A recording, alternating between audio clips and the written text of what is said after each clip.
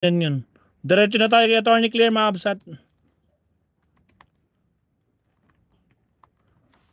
Nako po, Attorney Claire. Bakit beso? Attorney. Ha?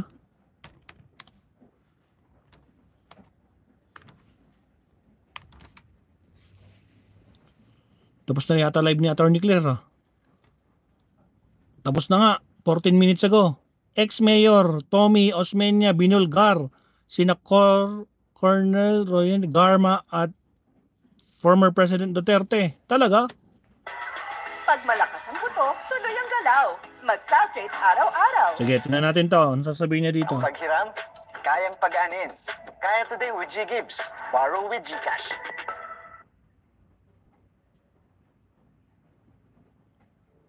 Yes, hello. Welcome back to my YouTube channel, Batas with Attorney Claire Castro. Shout out naman, Attorney Claire. September 19, 2024. Kanina lang ay magkakasama tayo. At ang Ma'am Rebecca Lagmay, shout out. Itong, mga revelasyon ni Iloilo ex-mayor Jed Mabilog. Actually, kanina, no? Siyempre, masyado ma-emosyon yung kanya mga revelasyon. Pero, hindi lang pala dyan natatapos yung mga revelasyon ng mga ex-mayor. Okay? Kasi matindi rin yung naging revelasyon nitong si ex-mayor ng Cebu. Nitong si Tommy Osmeña. Natatandaan nyo ba na nabanggit ang pangalan niya nung huling Quadcom hearing? Dahil ang pangalan niya ay naiuugnay sa pangalan ni Colonel Royina Garma. Aray. Si Garma ay isang babae na pinagtitiwalaan at malapit kay dating Pangulong Duterte. Balita ko, hindi lang malapit siya, malapit na malapit. Ang babae, di umano na siyang nag-utos at nag-operate para yung tatlong Chinese ay timbog. Ayan. Na nilatata. Okay? At syempre, ito naman ay isiniwalat din ni Superintendent Padilla.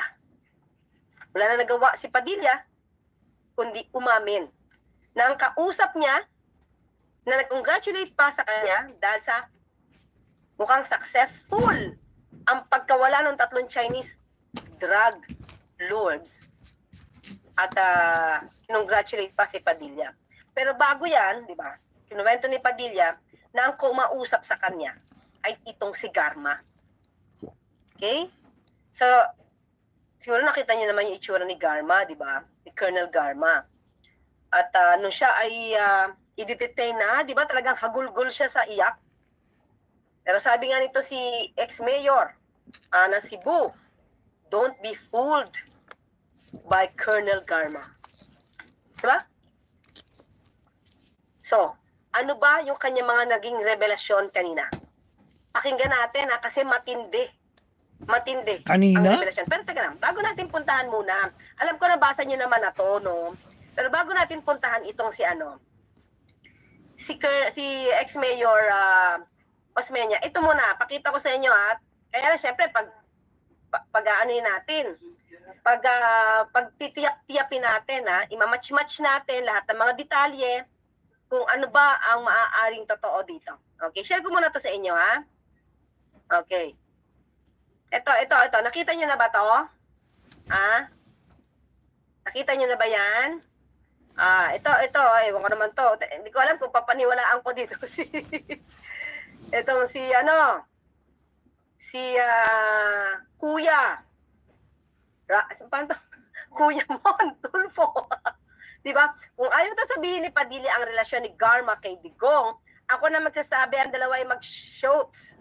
Mag-showta. Isang araw ng binisita ko si Digong sa Davao City, pinakilala sa akin si Garma sa isang restaurant. Naka-uniforme pa si Garma noon. Nang pumunta si Garma sa restroom ng restaurant, sinabi ko kay Digong na nahalata ko na shots niya si Garma Sabi ko sa kanya, bye. Alam kong girlfriend mo yan, pero, uy, wait. Ayoko naman sabihin to. Talaga to si Kuya Montulfo, ha? At choosy, ha? Oh, P-A-N-G-I-T. Grabe talaga to si Kuya Mon, ha? Natawa lang si Digong. Aniya, masarap kasing makipagniig sa naka-uniforming babae. Oh, teka lang, ano ba makipagniig? Teka lang, ha? Wait lang, tingnan natin, ha? Ano ba? Kasi meron ako naiisip, eh. Siyempre, may mga kaulayaw. Teka, ano ba tawag? Ano ba? Tingnan natin, ha? Ano tayo magkain? Okay, Tagalog. Hindi ka nakapaniig, wait, makamali ako. Masarap daw, saka na. Makipagniig. Okay? Okay, makipagniig. Meaning. Okay. Okay. Ha? Ito, teka lang. Ha? Wait lang. Yung naiisip ko ba, yung naiisip nyo? Ah. Okay, sige. Tingnan natin to, ha. Baka may mas malalim pa dito. Okay, sige, ha. Tingnan natin. Share ko, ha. Teka lang. Makaniig. Hindi ko alam, baka alam nyo na, mga ka-clear, ha. Okay. Ito muna tayo dito. Sige, nasap na makaniig, eh. Share natin. Nasaan na yan? Ito. Ang sabi dito, nangangahulugan ito na makapagsarilinan ang dalawang taong magkakilala. Ay, upang mag-usap lang naman. Ano ba naman to si Kuya mo, no? Ba sobrang 2 steps ahead na siya sa mga kahulugan ng makaniig. Ayan, teka. Kahulugan ng makaniig. Tingnan natin, mas maganda ito. Oh. Ayan. Ito, makaulayaw, parang ganon. Okay, tingnan natin sa Tagalog. Ano sabi nila? Makaniig. Talk together intimately. Oh, commune in spiritual sense? Parang pastor? Ganon ba yun? O yan, basta, yan lang ang sabi. Okay, punta na tayo kay doon sa hearing. Ha? Ano sabi ni makapagdaupang balakang? Eh, talaga. Intimate lang. Makipag-usap ng sarilinan. Kayo talaga, oo. Okay? Sige. Okay, share screen tayo sa hearing kanina, ha? Okay, punta tayo dito. Lakayan natin. Wait lang po. Okay. Ay.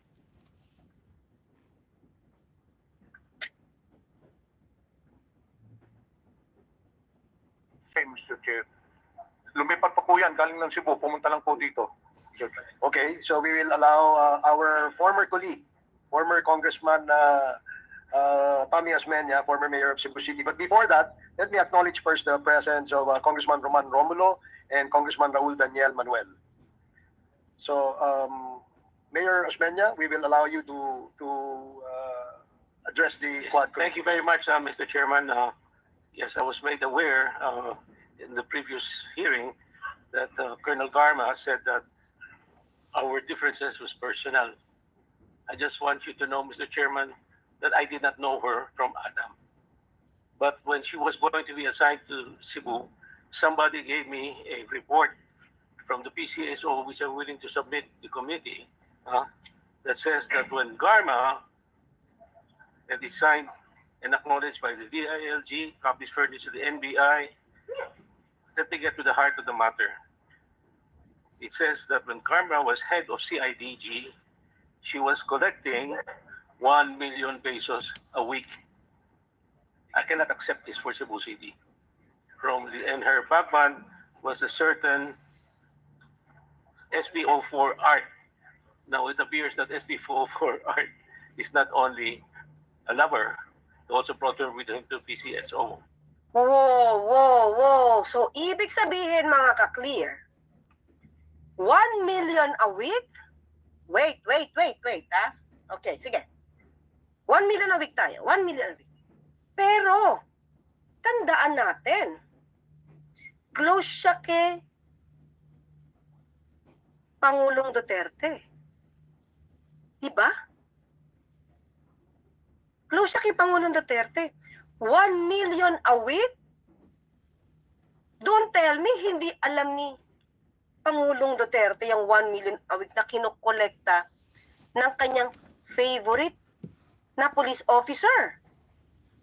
1 million? San kaya ito? Parang kulang yung report ni Sir, di ba? Dapat tinignan niya na kung saan papunta yung 1 million. Kasi, for a colonel, mga kaklir, ito lang naman sa akin, mga kaklir. For a colonel to collect 1 million, hindi alam ng bossing mo. Parang di ko kayang paniwalaan yun. Di ko kayang paniwalaan yun. Nakakakolekta siya smoothly.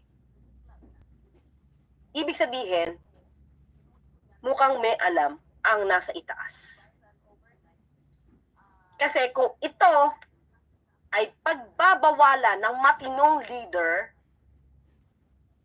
hindi na yan mag-a-attempt mangolekta.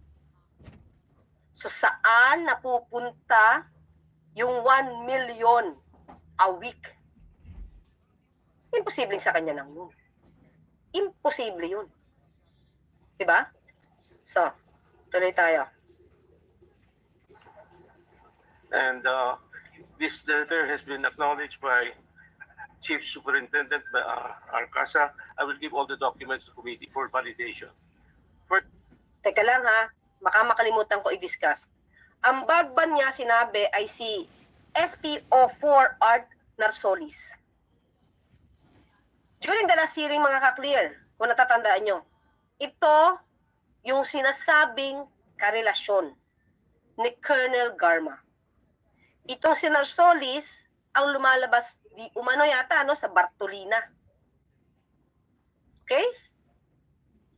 Now, bagman niya ito daw ang nangongolekta. At inamin ni Garma, ni Colonel Garma, na yan ay kanyang karelasyon kahit itong si Narsolis ay may asawa. Tandaan natin, nagpaanal kasi itong si Colonel Ruina Garma sa kanyang asawa. Na dati ring pulis din, di ba?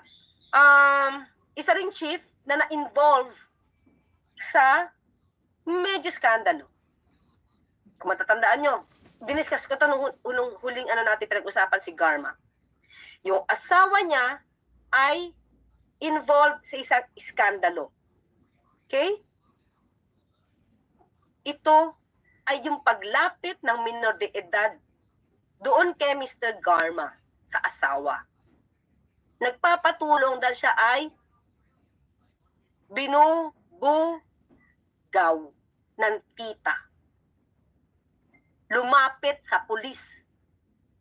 Nagkataon na kay Garma dun sa laki napunta.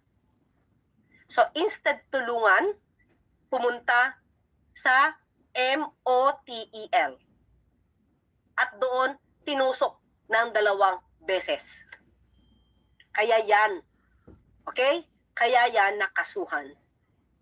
Now, tinanong siya, itong si babaeng Garma, si Ruina Garma, Colonel Garma. Tinanong kung tinulungan ba niya, lumapit ba siya kay Pangulong Duterte para sa kaso noon. Sabi niya, hindi. Pero nasa news, sa Rappler, diniscuss na ito sa inyo dati, lumapit siya para lang hindi, kung pwede i-float na lang. Sabi niya, kailangan kong tulungan yung asawa ko kasi asawa ko pa rin yan.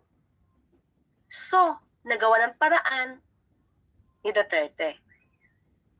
After that, gumawa ulit ng alingas-ngas yung asawa.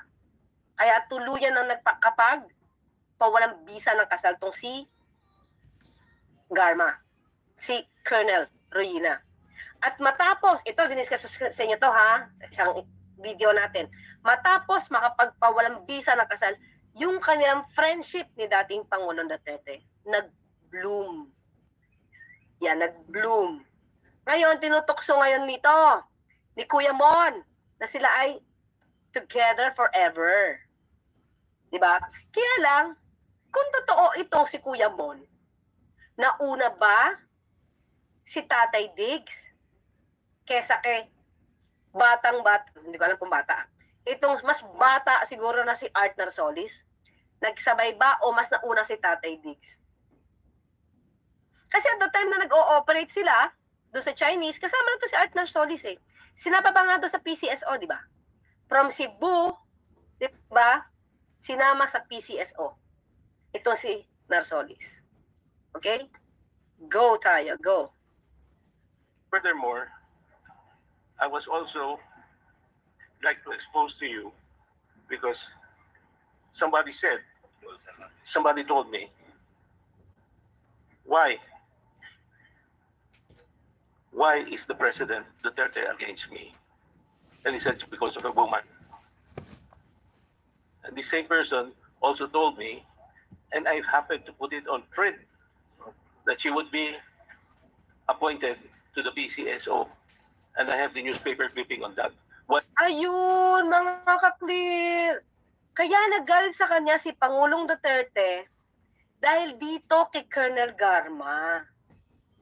Kasi nung pinapasok nga, di ba, para maging city chief, PNP, siya sa Cebu, ayaw nga niya eh. Ayaw ni Mayor Tommy Osmeña dahil nga corrupt. 1 million a week ang kinokolekta. Ayaw niya daw dun. So dahil dyan sa babae niyan, hindi na sila naging okay ni dating Pangulong Duterte. At ngayon, hindi sila in okay, hindi sila in good terms eh. Kasi, at the time, marami na rin nagiging killings sa Cebu at ayaw yun ni Mayor Osmeña. Nasabi ko rin sa inyo before. Now, ang gusto ngayon, ang inuutos sana ni Mayor Osmeña, samahan ang operatiba nila ng SWAT. Tumangge si Garma. Gusto niya may SWAT kasi para may mata kung anong ginagawa na anomalya di umano sa EJK ni Garma. Ayaw pumayag pasama sa SWAT. Kasi yung SWAT daw, iba, kumbaga elite force. O yun. Isa yun sa pinag-aawayan nila. Kaya sabi nito, Mayor Osmeña, sabi niya, may death threat sa kanya. Yun ay galing sa kampo ni Colonel Garma. Ano sabi ni Colonel Garma? Prove it. So, ganun sila hindi magkasundo. See? Ito kasi si Mayor Tommy Osmeña, tingin ko naman, wala rin kinatatakutan. Kung ano yung mali, tingin niya, ayoko siya dito. Mukhang hindi naman nagtagal. Kaya sinabi ngayon ni Colonel Garma, nag-early retirement siya, pero mapapansin niyo sa records, mga ka-clear, bago siya mag-retire, mukhang planado nang dadali siya sa PCSO. Kaya lang, pala, bakit siya dinala sa PCSO? May problema na nga yung PCSO sa kanya. Nangungulekta ng 1 million a week. Ayan ang report yung pinapakita niya. Okay, so let's go. While she was still police chief of Cebu, I predicted in the newspaper that she would be made PCSO chief. That shows the reliability of my information. No. So it's not because of politics, it's because of a woman. And unfortunately, so many people have been hurt. Some people have been killed. And there's only so far, I'm very happy that this committee is giving us the opportunity to air these things, which you can further investigate. And the next session, when you want to talk about extrajudicial killings, I'd be happy to give you a lot of information. But just to give you a teaser, it's not only drug suspects who were killed. There were policemen who were killed. And there were other people, innocent people who were jailing students. Uy, mga ka-clear. Kahit mga police, naka-uniform, dami. Uy, kanina, di ba may pinag-usapan? Sinasabi ni dating Pangulong Duterte, yung video kanina ni Mayor Mabilog, na di ba, parang speaking engagement ni Pangulong Duterte, may mga buto pa na mga uniformadong tao. Di ba kanina sinabi ko sa inyo, bakit natin i-connect agad? Bakit i-connect agad kay Mayor Mabilog.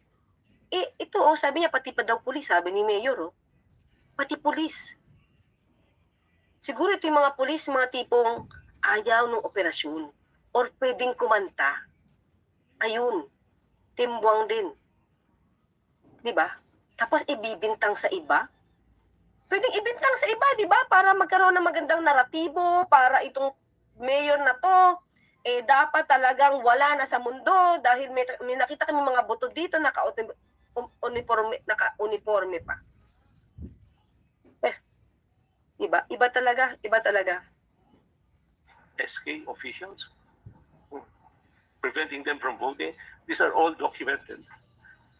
The vindictiveness was so strong and the influence of Colonel Garma was so strong. Vindictiveness is so strong. He was able to convince the ombudsman to suspend me for 1 year because I came to the rescue of 3 poor vendors who were being harassed by the police and I put them under my custody. Why should they be jailed for minor violation? I was suspended for 1 year, but fortunately, the ombudsman reversed his decision. The decision just came out today. Whoa. Sino ang nag-suspend? Ombudsman? Ombudsman? Si ano na ba yon? Si Ombudsman Martires na ba yon? 1 year suspension para lang he just came to the rescue? Nagtanggol lang siya? Doon sa 3 di umanong hinaharas yata ng pulis? Tama ba? Di ba? 1 year. Siyempre, pag 1 year, ano ba naman, di wala ka na magagawa dun. Kayang-kaya nilang gawin, gusto nilang gawin kasi wala na yung tututol. Salamat pa nga siya. Hindi siya pinagplanuhan matukhang. Mawawala siya sa narcolis. Diba? Unlike Mayor Mabilog na pasama. Okay? Sige, tuloy. Meron pa tayong ibang revelation dito. I'm no longer suspended. I'm not even mayor anymore. But this is the kind of situation that many people in Cebu are so relieved that there is a group like this committee who is making them aware, and they're cheering that justice will prevail. And there will be these people. Now you talk about Pogos. I cannot give you definite information about Pogos. I can only give you basically what I suspect. Sometime in May, in 2018, there was a raid in Mega World in Mactan Island, which is outside Cebu City. The unusual thing about this raid was that after 1 week, the CIDG that raided it, was a very new commander from Metro Manila, was suspended. And I can give you articles on that matter. And there is also a very big development in Cebu City today. Billions of pesos being spent in a multi-high-rise buildings, and nobody seems to be aware of what's going on. And it is owned, allegedly, by someone who's very influential with the Duterte administration, which is Michael Dino, former presidential assistant. And he's closely associated with some of the people that I feel are associated with all these POGO activities. Okay. So lumalabas dito mga ka-clear. Pag yung POGO, medyo mukhang kakampi, yung nag-raid, nare-relieve. Tapos, pansinin nyo lahat ng activities lumalabas ngayon, lahat ng activities nitong Michael Yang, go lang. Go lang. Diba? Well, ito pa. Pakita ko pa sa inyo, ibang revelation niya. In-interview naman siya. Ulit. Wait lang Share natin. Okay, go.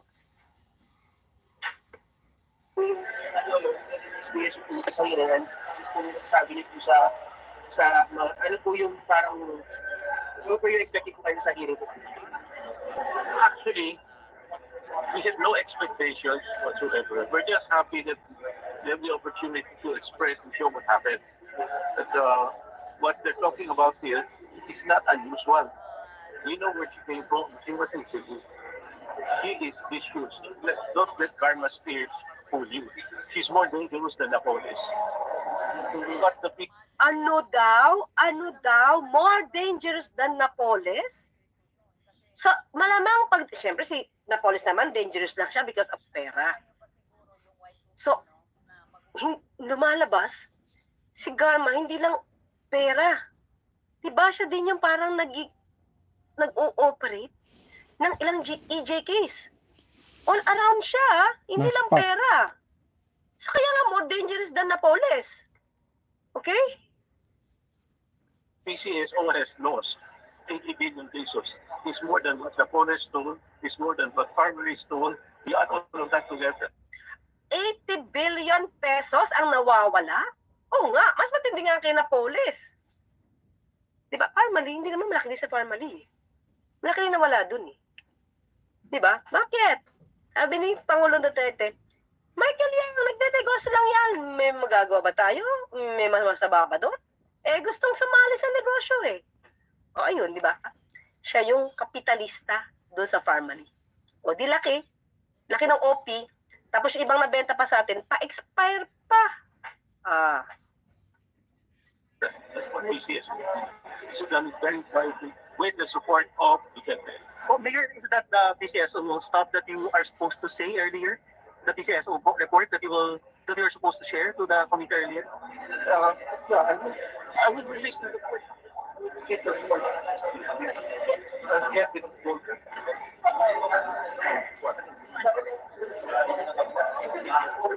Kaya nga, Ma'am Sheila, may hearing pa din. Did you order an investigation po ba to Nag-part find out 2 pa this sila. PCSO? It was done internally by PCSO before Garma.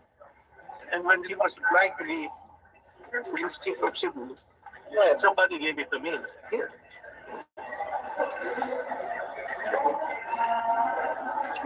Pakitas lang, sir. Pakitas. So in other words, mga ka-clear, internal investigation to. Ba't internal? Mapapakita ba nila yan kay Pangulong Duterte? At that time, of course, hindi na hindi nila mapapakita na nag-iimbestiga sila. Di marirelieve sila o matatanggal sila sa pwesto. Pero ngayon, may report na, di ba? Even before pa siya, di ba? Mapunta sa Cebu. Kaya nga nalaman niya na 1 million ang kinukolekta nitong si Garma every week. It says here, it's a lengthy report. It's not only one person, no? There's so many names here. It's done by Hindi ba inisip ni Mayor Osmeña na malamang kasabot dito ang mga leader at mga bossing ni Garma? Di ba? by somebody in PCSO, and it mentions here, once was Bohol province, that identified police sergeant Garma of receiving payola from illegal gambling operations, financiers in the amount of 1 million pesos every week. Oh, payola, illegal gambling, every week. Di yan mangyayari kung walang basbas. Tandaan nyo yan. Colonel lang siya. So kaya ganun siya kalakas. Ganun katiwala sa kanya. May nabibigyan yan. May pinagdadalhan yan. Ang bagban niya, si Narsolis, pero may pinagbibigyan yan. Hindi yan masasolo. Kayo ba naniniwala kayo masasolo niya yung 1 million a week? Tapos tuloy-tuloy, walang sumusuway, tapos napo-promote pa hanggang sa maakyat sa PCSO. Come on. It was only in Bohol. What more should do? Sir, sino po nagbigay sa inyo ng document? Sino po nagbigay sa inyo ng report? So, in other words, mga ka-clear, sabi niya, yun daw pag-kukolekta ay sa Bohol lang. What's more, in Cebu. So it means, inassign siya sa Cebu para mangolekta din mula sa illegal gambling. Diba? Yun yung sabi niya eh. This is only for Bohol. What more in Cebu? So, ganun. Diba? Who gave you, sir? Right. But sir, may we know who signed you? Maybe know, sir, who's the signatory in the report? This year lang po last year. No, this was before she was even appointed as police chief in Cebu. That's why I didn't like her. I didn't endorse her. Under the local government code, we need the approval and the clearance of the city mayor. Duterte just put her there, whether I like it or not. Sir, did you try to give that report to the DILG in your opposition? Personally. And Oh, I talked to the president personally. Sinumbong niya pala to. Nangungulekta yung bata mo 1 million a week. Payola. Kinausap, nagsumbong. Siguro napaka in good faith ni Mayor, Osmeña, di niya inisip na baka pwedeng may basbas. Naman. What did he say, sir? Na And everything to Bongo. I gave all the reports to Bongo. alam ni Bongo, binigay yung report. Napaka-naive ni Mayor. Di niya naisip. Baka yan ay utusan lang din. Bongo. He was there. And Bongo didn't do anything. Ay, naku, Senator Bongo, tatakbo ka pa naman, Senator Bongo. Hello, Senator Bongo, tatakbo ka. Ang dami na pala nagreklamo sa'yo. Hindi ka pala kumikilos. Akala ko ba, serbisyo ang bisyo? Ha? Nasaan na yung serbisyo mo ang bisyo? Serbisyo ang bisyo ko. Ala, sino ba yung marami na tanong? Di ba? Marami na sa kanya lumalapit. Di pala pinapakinggan. Oh, Mayor, di pinakinggan. Ano ibig sabihin nun? May basbas? May basbas ba yan? Di ba may kasalanan si Bongo? Kaya na-appoint si Let him Garma. answer that. Let him answer that. Tama, Bongo! Ansaran mo to? Alam mo pala may kolekta ng 1 million a week? Payola? Binaliwala? Pikit mata? At takip tenga? Wala. As in wala. When did this happen, sir? Well, what year? What year was that? Is it 2018, sir? Damay-damay na yan. 2019. Early 2019. Oh, Sir, you mentioned na yung woman talaga yung dahilan at hindi naman politika kaya pumainit sa inyo si Presidente. That's why I personally talked to the president. I tried to get his attention to complain about it. And he said he just talked to Bongo here. Grabe. And Sal Panelo was there. And I also complained that he gave information to Sal Panelo and evidence to Sal Panelo. And he did nothing. I was only suspended last year. Just a few months ago, I'm no longer mayor. All the mo, kasi ganito yan eh. Tingin ko, wala namang magagawa si Anthony Panelo kahit alam niya yan. Kahit pagsabihin niya si Pangulong Duterte, kung gusto ni Pangulong Duterte na mag-continue yung pagbigay ng payola wala naman magagawa dyan eh. Diba? Kahit sabihin ni Anthony Panelo, halimbawa, pinagsabihan ko yung Pangulo wala akong magawa. Pero malamang hindi niya sabihin yun. I-deny lang nila to. I-deny nila to. Kaya lang may record yung PCSO. Recorded eh. Sada this comes out. You know, you want the story? I was having dinner with a very prominent businessman, John Gokongwei. I was hosting dinner. He was going to open up new projects. I get a phone call because my cell phone is on Facebook, and there's 3 vendors that policemen are trying to extort money, and they were selling this butane gas, recycled gas for 20 pesos, and it's illegal now. This is ridiculous. He said, we're all here in jail. Why are you in jail? What for? So I went to after I left, I went to the police station, and I talked to the commander. I said, who's in charge? I said, I'm putting them under my custody. He says, I'm responsible for them. I'm not releasing them, putting them under my custody. I told them, you just go home and take care of this. Suspended. 1 year salary, 1 year suspended. But they reversed it. You know the decision to reverse it or came out today. Sir, would you know if Colonel Garma did something when she was the PCSO General Manager regarding that report of yours? Did she do something, sir? May intervention po ba siyang ginawa nung naging General Manager na siya about that report na naibigay sa inyo? Did she try to erase? Or But you can see guys' case against me. I don't know. Okay. Okay. So, mga ka-clear. Alam na natin ang kwento ngayon, di ba? So, kaya malapit, ito ha, i-analyze lang natin.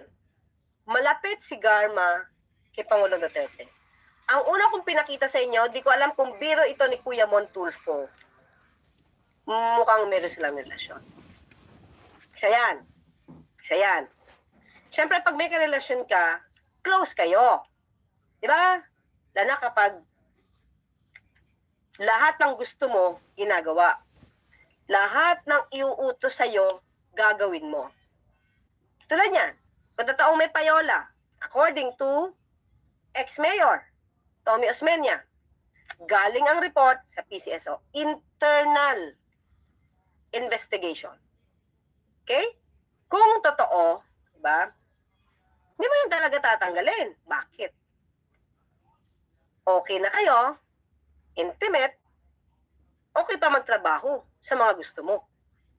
Di ba? Ganun lang eh. Di ba? Kailangan tanong natin, Kuya Mon, hanggang kailan ba yan relasyon na yan? Kasi may pumasok na SPO for Artner Solis. Oh, bakit naman sila close? Di ba? Na Artner Solis. Eh, nakikinabang din sila sa isa't isa eh. Uutusan niyo si Artner Solis. Bagman. According to Mayor Osmeña. Oh. Pinagkakatiwalaan mo, pag bagman mo, pinagkakatiwalaan mo yun. 1 million a week yun eh. Oh. Diba? So, ngayon, 1 million a week, bakit hindi nahihinto? Bakit hindi nare-relieve? Bakit napopromote? At the time, CIDG pa lang siya. Oh, tapos Bohol. Bohol lang yung pinag-uusapan. Bakit ngayon siya in-appoint sa Cebu? Dahil ba mas maraming pwedeng makolekta doon? Bakit nung nagsumbong siya mismo kay Pangulong Duterte patungkol sa pagkuha ng payola na 1 million a week, hindi kumilos? Si Bongo, na bisyo ang serbisyo, hindi rin kumilos. Anong meron sa 1 million a week na nakokolekta di umano nitong si Colonel Garma? Oh, di ba? Worse than Napoles. Worse than the family issue. 80 billion ang nawawala sa PCSO. Ano to kada taon? Di ba? Pera. Oh. So yun lang. Mga ka-clear. Yun. Pinakita lang natin. Kasi, sabi nga natin, bakit siya inayawan sa Cebu City? Yun pala yung dahilan. May history. May history pala sila. Kaya ayaw ni Osmeña. And, ito pa. Dahil hindi sila magkasundo, abay nagawa pang suspend. 1 year. Ang laki kaya ng 1 year. Ang haba nun. Kung suspend ka for 1 year, ano na magagawa ni Mayor? At that time, pati wala nang sisita. So, ganun pala. Diba? Pero sabi ko, swerte pa rin siya kasi di niya inabot yung pananakot kamukha nung kay ex-mayor Jed Mabilog. Gravity. Diba? Suspension lang siya. Yung isa, as in talaga, mangangatog ka. Sa takot. Dahil, you're next. Ganun dating. You're next. Well, anyway, sabi nga natin mga ka-clear. Okay? Ang hirap pala. Ito, dati, bulag tayo dito sa mga itong kwento. Ano sabi ni Nick? Attorney, parang wala yatang matinong politiko sa ngayon. Parang pera-pera lang. Yun na nga eh. Sana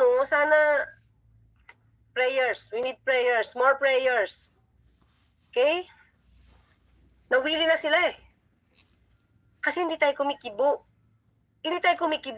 Ang nangyayari, boto pa rin natin yung mga politikong bulok. Kaya ganyan. Diba? Tignan nyo, sa susunod, yung mga survey, bulok pa rin ang makukuha natin. Parang wala tayong choice. Diba? Tapos, ang pinipili pa natin, produkto ng dynasty. Diba? Kasalanan din natin eh. Pinamimihasan natin sila. Ano sabi ni Mr. Anonymous Official, yung bahay niya, pinapaupahan sa mga kamag-anak niya, taga Cagayan. Malaki po house. Yan, si Colonel Garma. Wow, dito sa Hawaii, aba, sa kanya pa nakapangalan. Baka naman, pinapangalan na sa kanya. Dapat tumatanong, no? Mr. Anonymous Official, sana ito matanong sa hearing. May bahay sa Hawaii. Ay, teka lang. Meron din lugar si Pastor doon ah. Doon niya nahuli si Pastor sa Hawaii ah.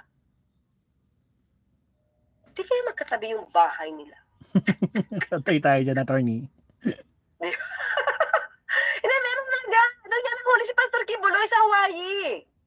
May nagtimbre, di ba? Nandun sa plane niya yung $350,000 na nakaipon, nakasidlid sa medyas. Siguro may nagsumbong. May nagsumbong na doon, di na matiis si Pastor Kibuloy. Sinumbong sila. O, sinong huli? Yun, si Felina. Kwento ko sa inyo kanina. Ay, sa UB pala. Si Felina Salinas, nahuli yun. Isa sa mga pastoral, senior pastoral, na sinasabi ni Sharon Stone, ni Arlene Stone, BUGAW. Yun, sa Hawaii yun. Sige nga, Mr. Anonymous, tingnan, pahatanong mo nga, baka magkalapit ang bahay, baka naman kay Duterte yun, katabi lang. Baka lang. Kasi Hawaii Meron din si Pastor Kibuloy Ang sabi ni Libra, the unbalance. Parang raw, drug versus, drug A and drug L ang labanan. Pero sa ng kadiliman sa kasamaan ako, wala na tayong choice. Wala nang choice. Sabi ni Prof. Yan. 13 times nag-abroad. Oo nga, totoo yan. 13 times nag-abroad dito in 2023. 2023. 2023, 13 times. Hindi naman yung malaman saan niya kinuha yung pera. Diba? Umar kaya magbiyahe. Diba? Duterte lang sa kanal. Dapat natin, diba? Ano ba to? Duterte lang sa kanal. Sa'yo sa kanal, XP, Okay, sabi ni Arawan Benedicto, investigasyon na din yan. Si Bongo baka makinabang din dyan. Actually, ito mga kaklira, total meron, ito sa akin, total, meron ng kaso na plunder, itong si Bongo, si Pangulong Duterte. Dapat ang AMLAC mabilis. Dapat, hindi ko na alam kung anong ginawa nila. Dapat nag-apply sila for freeze order May kasong plunder Bakit wala pa? Nauna pa sila Nauna pa yung iba. Pag ganyan ng ganyan yan, wala yan. Mawi-withdraw. Kamukat-mukat mo, wala na. Arthur de la Cruz, kaya si Garma na karma, yan daw. Ay, wag naman po, wag ang kanyang anak, wag naman po. Hindi po kasalanan ng bata, ito, kasalanan lang ng nanay. Okay? Ang bata ay inosente, wawa naman siya. Okay? Grabe, Attorney Claire, si Sassy Ann.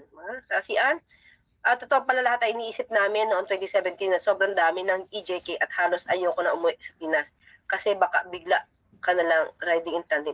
Oo nga, sa totoo lang, alam mo, kasi sabi nga natin, ang mahirap kasi dito, ang daming inosente na para lang sa kota, na damay. Okay? BFF ni Panelo, si Digong. Okay na yata tayo dito, guys. Mukhang... Pero, sino? Hindi ko maangat. Kinakabos na lang ni Attorney Claire. Okay guys, grabe no. Nakakagulat yun. Biro mo, 1 million a day. Ay, sana all. Mga kabsa.